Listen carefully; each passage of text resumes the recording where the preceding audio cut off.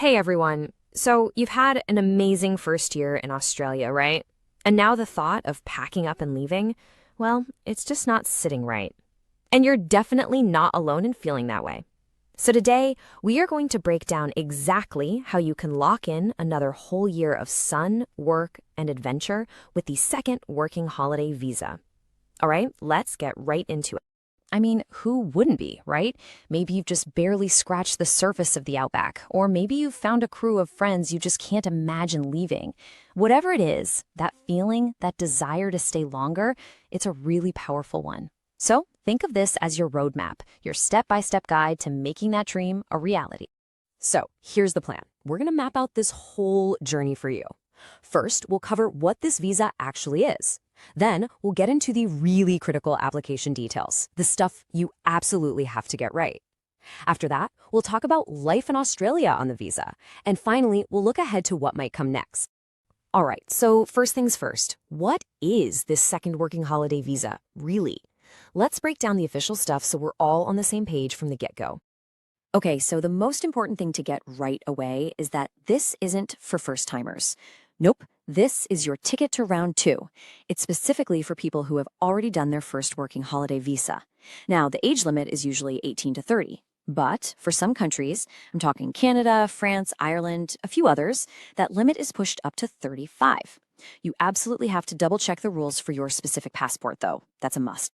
All right, let's fast forward. You've got the visa. So, what can you actually do? What does it unlock for you? It's super important to know not just the freedoms you get, but also the limitations. So let's break down what you can and can't do. Okay, the best thing about this visa is just how flexible it is. You can pretty much do any kind of short-term work to fund your travels, which is awesome. But, and this is a big but, you've got to watch that 6-month limit with any single employer. And a little heads up from people who've done this, that clock starts ticking on day one, so you've got to keep really good records. It's so easy to mess that up. Oh, and here's the kicker. This visa is also your gateway to a possible third year, as long as you do another 6 months of specified work. Now, it's really, really important to remember what this visa is all about. At its core, it's a holiday visa. That's the key word. The working part is just to help you fund the holiday part. So if your big plan is to, build a long-term career with one company or get a full degree, you're going to need a different kind of visa, like a dedicated work or student visa. This one is all about freedom and seeing the country. Okay, I need you to really focus in for this next part. I'm not kidding. This is where so many people make small, avoidable mistakes that can completely derail their plans for a second year. Getting these details right is literally the difference between getting approved smoothly and facing a huge, frustrating delay. So please pay close attention. All right, let's talk about the cost. The base application fee is going to set you back 670 Australian dollars. But, and this is important, think of that as just the starting point. You might also have to pay for other things like a health check, police certificates, or biometrics, depending on your situation and where you're from. So make sure you budget for those potential extras. Okay, this next bit is super important, so listen up. When does your 12 months actually begin? Well, it's not the same for everybody. It completely depends on where you are when you hit that apply button. If you're in Australia and your first visa is still going, your second year just gets tacked right onto the end of it. Easy. But if you apply when you're outside of Australia, that 12-month clock doesn't start until your feet are on Australian soil with that new visa. I'm going to say that again because this is probably the most critical deadline you need to know. If you apply from overseas and your visa gets granted, you have exactly 12 months from the date it's granted to enter Australia. That's it. This deadline is set in stone. It cannot be extended, no exceptions. So do not apply unless you are 100% sure you can get to Australia within that year. Now this next one, it seems so small, but trust me, it can cause a massive headache. We hear this from the inside. This is one of the most common rookie mistakes people make. It flags your application, sends it to a real person to review, and boom, you're looking at huge delays. What is it? You have to correctly state whether you are in or outside Australia at the exact moment you apply. So before you click submit, I want you to double check. No, triple check it. And here's another really important note, especially for those of you with family. This is an individual visa. That means you can't include your partner or any kids in your application. They would have to find their own way to get a visa if they want to come to Australia with you.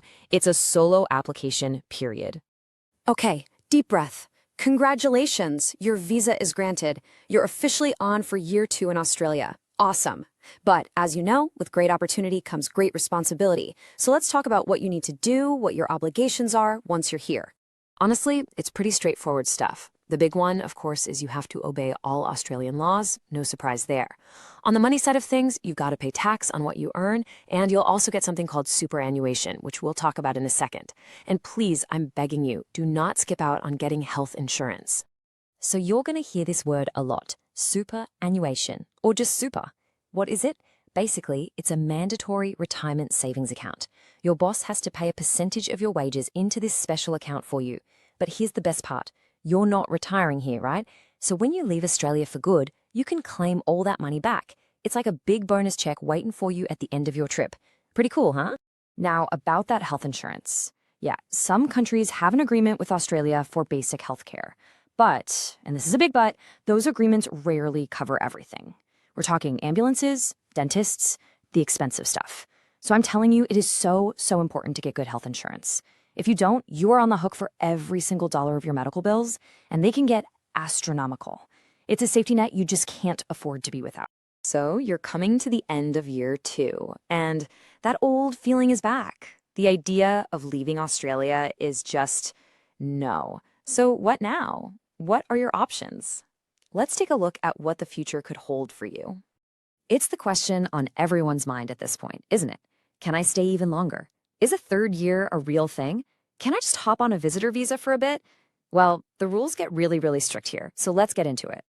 Okay, let me be crystal clear about this. You cannot extend your second-year visa. It doesn't work like that. It has a hard stop date. To stay longer, you have to apply for a whole new visa. The most common option, of course, is the third working holiday visa. But you have to prove you're eligible, which means having bulletproof evidence of your 6 months of specified work. I'm talking payslips, letters from employers, all of it. My advice? Start collecting that proof from the very first day you start that work. And please, be so careful about this next point. Do not think you can just easily switch over to a visitor visa to buy yourself more time. The government sees this as trying to stay longer than you're supposed to. It is almost always denied, unless you have truly exceptional, serious reasons, like a family medical emergency. It is not a backdoor way to extend your holiday, so don't even try it. And that's the whole shebang. Look, the second working holiday visa is an absolutely incredible opportunity, but getting it right is all in the details. If you understand the rules, you meet your obligations, and you plan everything out carefully, your second year in Australia can be even more amazing than the first. The adventure is out there waiting for you. The only question is, are you ready to get planning?